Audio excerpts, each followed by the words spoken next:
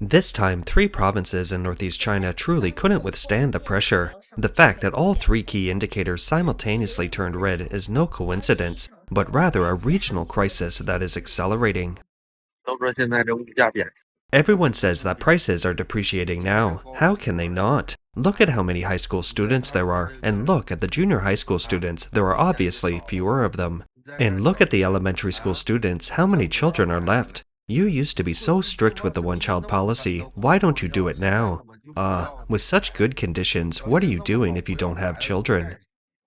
Have you noticed that there are more and more people from northeast China all over the country now, while the number of people originally from northeast China is decreasing? There are no human traffickers in northeast China, yet children keep disappearing there. Heilongjiang province, with a population of 30 million, lost 6.18 million people over 10 years, making it the province with the largest population decline among the 3 northeastern provinces. I lived in a third-tier city, Daqing, with a permanent population of 2.7 million. In 10 years, Heilongjiang has lost the equivalent of 2 Daqings. Now everyone's behaved, right? There's nobody in the county town, nobody in the shops along the street, nobody in the towns. Nobody can see from the south street to the north street. Nobody in the villages. Nobody can see from the east end of the village to the west end. And yet some people are saying the situation is great. What a mess. Today, I'm going to show you the current situation in rural Heilongjiang. It's almost Chinese New Year. Look at this road. There's hardly anyone around. The generational line is broken. People don't want to have children anymore. Over 5 years, 42 people died, and fewer than 10 were born, maybe 7 or 6. In recent years, the decline of China's northeast region has far exceeded anyone's expectations, amounting to a complete and systemic collapse. In recent years, many parts of China have experienced negative population growth, but the situation in the northeast is particularly difficult. Official data show that in just the past 5 years, the 3 northeastern provinces have lost more than 4 million people. The population decreased by over 1 million in 2021, by 864,000 in 2022, by 602,800 in 2023, by 821,000 in 2024, and by another 726,000 in 2025. Within 5 years, the permanent resident population has fallen to around 94.28 million. Heilongjiang's birth rate is only 3.35 per thousand. What does that mean? It means only about 3 children per 1,000 people per year. This number is less than half the national average. Even worse, Heilongjiang ranks first in mortality rate, and Jilin tops the divorce rate list with a staggering 77%. This means that for every 100 couples who get married, 77 of them will divorce. The 3 northeastern provinces dominate the top 3 spots on these lists. Someone online aptly summarized it. No more children, no more life. But do you think that's all? Let me tell you, behind these 3 sets of figures lies an even bigger secret. In 2024, northeast China lost another 800,000 people. In the past decade, this land has lost a total of 11 million people, equivalent to the disappearance of the entire city of Harbin. The population outflow from northeast China is unlike that in other regions. It's not just a son going to work in Guangdong. It's the entire family relocating, uprooting everything, leaving no trace of their hometown. Go to Shenzhen, Hainan, Guangzhou, northeastern dumpling restaurants are everywhere. The moment the owner speaks, you hear the familiar northeastern accent. A chat reveals the whole family has lived there for years. Many friends from the south don't understand. With such low housing prices, generous portions, and central heating in the northeast, life must be so comfortable. Why would anyone want to leave such a great place? Netizens say that many northeasterners actually don't want to leave their hometown and wander elsewhere. But if they don't leave, many families really have no way out. Consumption isn't picking up, and income isn't keeping up. In many parts of northeast China, a monthly salary of around $360 is the norm. Even in provincial capitals like Chengchuan and Harbin, the average job only pays around $500. Let's talk about housing prices. Last year, I sold an apartment in Chengchuan in what's considered an affluent area. After several years on the market, I only got a little over $870 per square meter. Now, even that price isn't available. Why is it so cheap? Because there are fewer and fewer young people, the houses are empty, and nobody wants them. Netizens also pointed out that many parents in Northeast China are actually the least willing to send their children away. Their biggest wish in life is for their children to stay close, stay in their hometown, and live with their parents. But why can't they ultimately stay? Ultimately, there are two core reasons: income and environment. Speaking of income, we have to talk about the economic development path of Northeast China. Rewind 70 years to 1950. Northeast China accounted for only 10% of the nation's population, yet it produced 69% of the country's chemical products, 78% of its electricity, 93% of its steel, and 95% of its machinery. China's first car, first airplane, and first 10,000-ton ship were all made in Northeast China. In 1952, 4 of the top 10 cities by GDP in China were in the Northeast. Changchun and Dalian at the time were truly on par with Shanghai, living up to their title as the eldest sons of the Republic.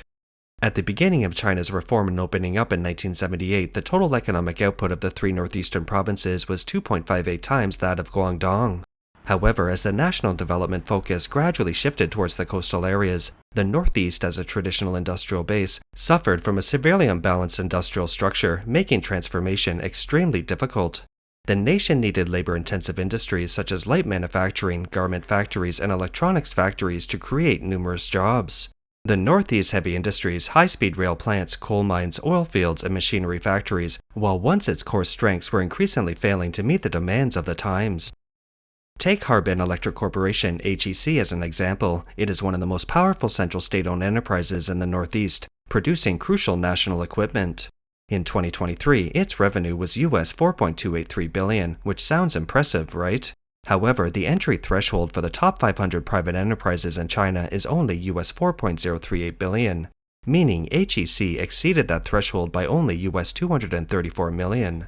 Even if its revenue reaches US $6.691 billion by 2025, it will essentially still be relying on state orders and huge subsidies. Suffering from inefficiency, excessive staff, and a lack of innovation, it's truly lamentable that a state-owned enterprise with core technologies has fallen to this state. In recent years, the economic situation has worsened, and flexible employment opportunities have dwindled. Even top universities like Jilin University, Harbin Institute of Technology, and Northeast Normal University, which cultivates so many outstanding young people each year, have a heartbreakingly low percentage of graduates who ultimately stay in their local areas. This mass exodus of young people has stifled consumption, robbed cities of vitality, exacerbated the aging population, and increased pressure on local finances. This has created a vicious cycle. The worse the economy, the more young people leave. The more people leave, the harder it is for the economy to recover. Each link in the chain becomes increasingly difficult to unravel. With a weak overall economy, incomes naturally stagnate. This is already distressing enough, but what truly frustrates and utterly disheartens ordinary Northeasterners is the second point: the environment, or what people often refer to as interpersonal relationships and social niceties.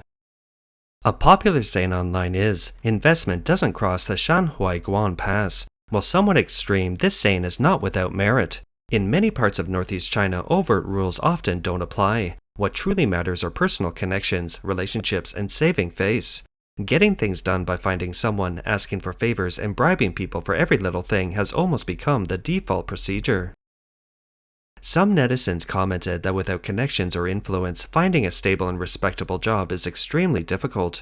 If your child wants to attend a good school, you can't even get in the door without making a call. If a family member needs medical care, finding a reliable doctor might mean endless waiting without connections.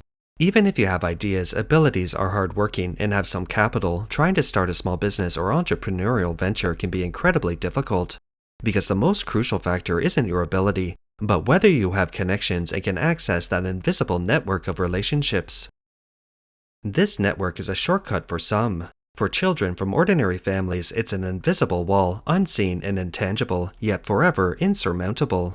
Too many ambitious and talented young people fail not because of a lack of ability, but because of this distorted and corrupt environment. This ecosystem of relying on connections, background, and unspoken rules is a direct result of a long-term influence of the CCP's authoritarian system. Power is highly centralized, lacking oversight. The rule of law is a mere formality. Officials appoint relatives and cronies, and interest groups are deeply entrenched. Fair competition has become a luxury. Relying on family connections and influence has become the rule of survival. Young people, seeing that hard work is futile and the future is hopeless, have no choice but to flee. Looking deeper, all of this is an inevitable consequence of the CCP's authoritarian rule. The wave of layoffs in the 1990s should have been an opportunity for industrial rebirth, but instead the revitalization of Northeast China relied on state subsidies, resulting in a bunch of inefficient, zombie state-owned enterprises. Northeast China was the first region to implement the one-child policy most thoroughly, the first to experience aging and a declining birth rate, and now it's facing population collapse and pension fund deficits, creating a vicious cycle. In the past decade, the population of Northeast China has plummeted by nearly 10 million, with Heilongjiang province alone losing 5 million. This is not a simple economic fluctuation, it's a complete systemic collapse. Just how dire is the situation? Let's look at what rural Heilongjiang looks like now. In Qinglin village, Taili City, Yichuan City, a villager said helplessly in front of the camera. The village has run out of money. No one is having children anymore. If young girls don't find husbands and young men don't ask for wives, doesn't that reduce the pressure? After the child is born, he still has to take care of the child, and where will the money for the child's education come from? The parents don't earn money, so where will the money come from? People in the city are okay, they have salaries, but do people in the countryside have salaries? Tell me, how many people in the whole village are having children? The flow has dried up, they don't want to have children, and they dare not. I did the math. In 5 years, 42 people died and fewer than 10 were born, around 7 or 6 I think. In our village's family planning policy, you have to fill in the numbers of both deceased elderly people and newborns. The other day, I did the math, and this year's term is 5 years. Over 40 people died, but only 6 or 7 were born. Even more shocking is another video. The village, which used to be bustling with activity during the Spring Festival, is now deserted. Walking along the main street, almost every house is tightly shut, and there aren't even footprints in the snow in the courtyards. This place used to be so lively every year. Everyone came back for the new year. Where have all the people gone? Let's go around a couple of times, door to door, and see what's going on. Look at this row of poles. Everyone's not home. They've all gone somewhere. Nobody's here. And this row of poles, they're not home either. Look at this row of poles. This family isn't home either. They haven't even cleared the snow in the yard. They've all moved it away. Some netizens also commented that many people still fantasize that with fewer people the snowfall will stop. But the reality is incredibly cruel. The smaller the population, the more severe the snowfall. Because a large increase in the population means new consumption growth, and new consumption growth is what supports the expanded employment and entrepreneurial market, pushes up asset prices, and ensures you have passive income to rely on in your old age, with someone paying Social Security to support you. Imagine this. 25 years ago, you owned 5 houses in Hergong, retired at 50, and lived a comfortable life. But now you're 75, unable to sell your houses, unable to rent them out, and have to pay for repairs yourself. That's true despair. With fewer people, getting into university might be a little easier, but competition for top universities like Tsinghua and Peking University is still fierce. Moreover, with a shrinking population, there are fewer job opportunities, making good jobs even more competitive. Furthermore, it's worth noting that in recent years, not only has Northeast China been experiencing this vicious cycle, but many netizens have also exposed the desolation of their hometowns through videos. In these videos, the main streets of town centers are perpetually deserted, with over 90% of shops closed and plastered with for rent or prime location for sale signs. After nightfall, the entire residential area was pitch black, with only a few windows letting in faint light. Many people couldn't help but lament. Before long, their hometown would become a ghost town. In other countries, glamorous facades are built, but beneath lies a deathly silence. Falling housing prices, a sluggish market, industrial exodus, and empty industrial parks mean young people can't find suitable jobs and are forced to flock to big cities.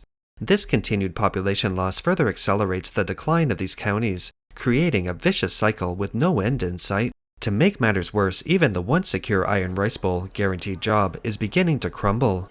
Due to tight finances, many local governments have been forced to drastically reduce their staff. In 2024, Shanxi Province pioneered institutional reforms in its smaller counties. Luofen County reduced its public sector staff from over 3,000 to 341, an 88.6% reduction. Hekou County reduced its staff by 66.4%, and Fushan County reduced its staff by 50.1%. The reason is simple: many counties can no longer afford to pay so many public officials. The huge fiscal deficit can only be filled by issuing bonds, imposing fines, and receiving transfers from high levels of government. Since 2025, resource-rich provinces such as Shanxi, Inner Mongolia, and Qinghai have seen year-on-year declines in fiscal revenue, with Shanxi experiencing a 7.9% drop. Tightening the belt and selling everything have become the norm for governments at all levels. Even more alarming is the enormous pension disparity. Data from Qingwu County, Shandong Province in 2023 shows that 8,800 retirees within the system received 117 million in pensions, while 120,000 ordinary retirees received only 37 million. This stark difference between those within and outside the system is brewing immense social resentment. Today's social reality vividly demonstrates the failure of the CCP's authoritarian system. The heavy industrial giants nurtured by the planned economy cannot transform. The business environment under authoritarian pressure cannot retain the private sector. Population loss, fiscal collapse, plummeting housing prices, and shrinking public services, all these problems combined have led to today's disastrous outcome. When the bubble finally bursts, the deafening roar may far exceed everyone's imagination. That's all for today. If you enjoy our content, please give us a thumbs up, subscribe, leave a comment, or share it with a friend. We appreciate your support, and we'll see you next time.